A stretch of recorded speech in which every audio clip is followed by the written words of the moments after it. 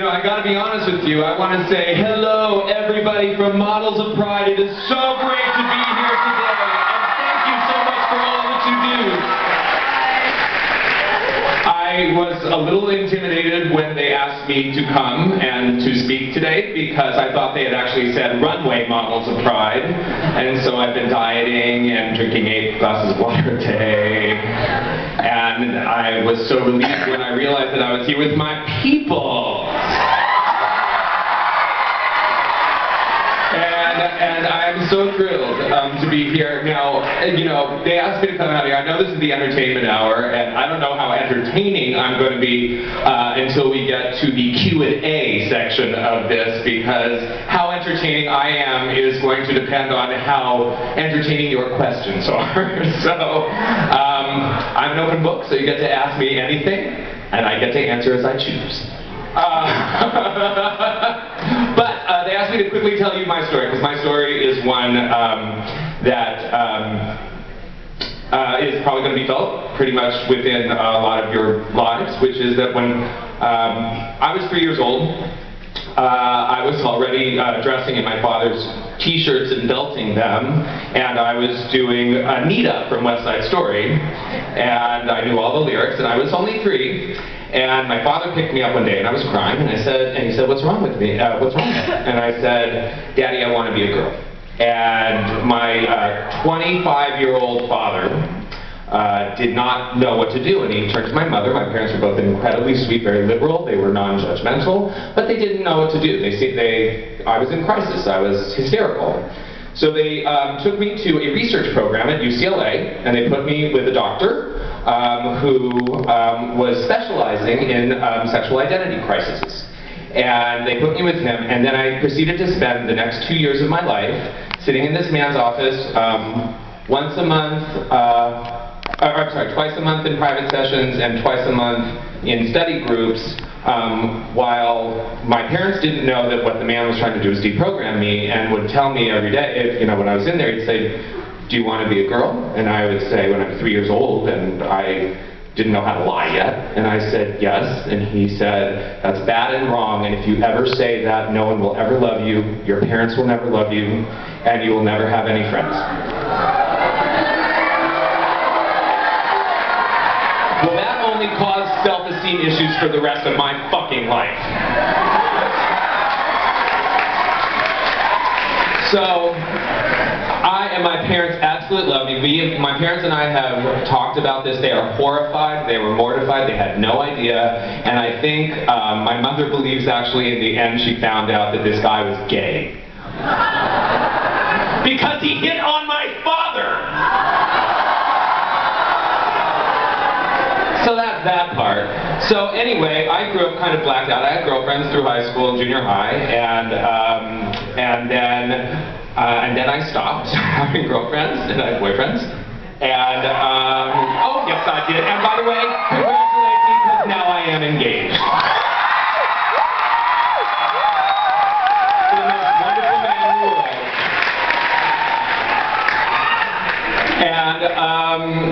But what I want to say is, I really did suffer from horrible self-esteem issues for most of my life. Thank God I found the arts. Thank God my parents supported me being in the arts. And thanks God my parents always wanted me to be whoever I wanted to be. And I wanted to be a dancer. And they allowed that to happen, even though I'm Jewish, so they wanted me to be a doctor or a lawyer. But that didn't work out.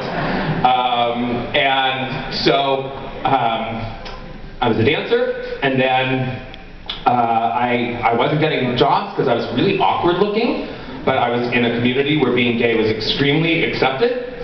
Oh, I was so scrawny, you guys. I was like 103 pounds with cystic acne and a Jufro and just wrong. The whole thing's all bad. And trying to get a job like me, So I wasn't the all-American ideal, but I grew out of it, right? Yeah, right? So anyway, seriously, I think you're beautiful.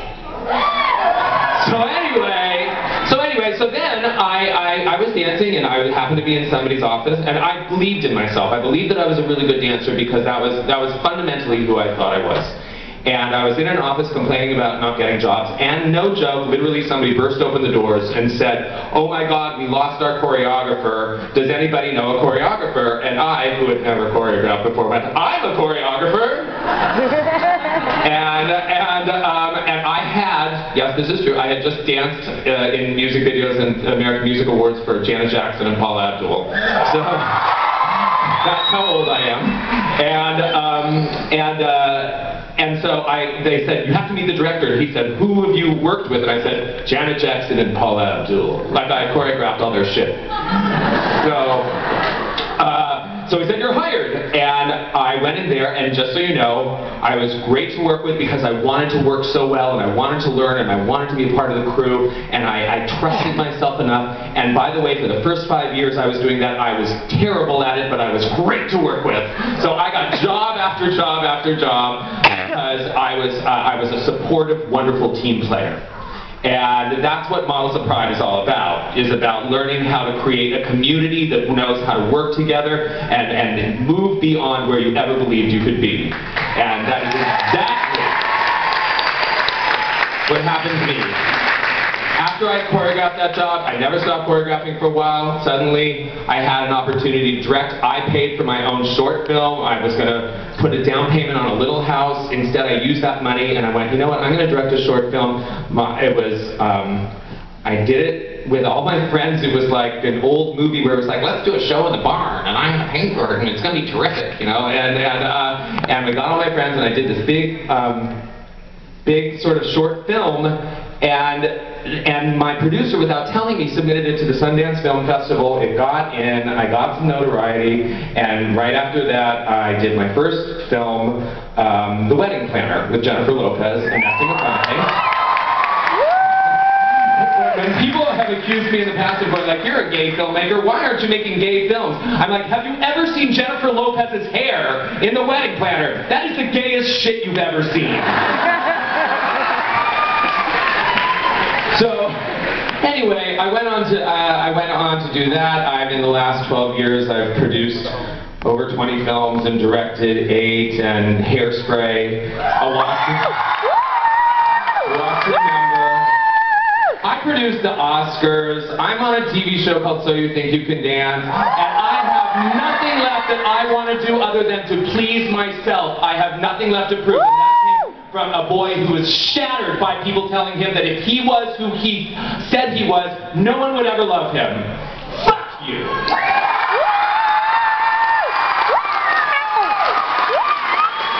So that's what this is all about. This is all about empowerment, self-empowerment, and believing in yourself, because without that, I would never, ever, ever be who I am, and also being a good guy. Keeping your nose clean, you know, being the best man I can possibly be and an example to my community. That is the best thing I can do for this community. I work really, really closely with the Trevor Project. If you guys don't know what the Trevor Project is, you know, it's the big anti-bullying and suicide hotline for LGBTQ and now A. By the way, isn't A just straight? Kind of? Yeah, right? Not really? I know it's allied, but doesn't allied mean kind of straight? I mean, if everything else seems to be kind of covered, right? I'm just curious. Straight but not narrow-minded. I like it.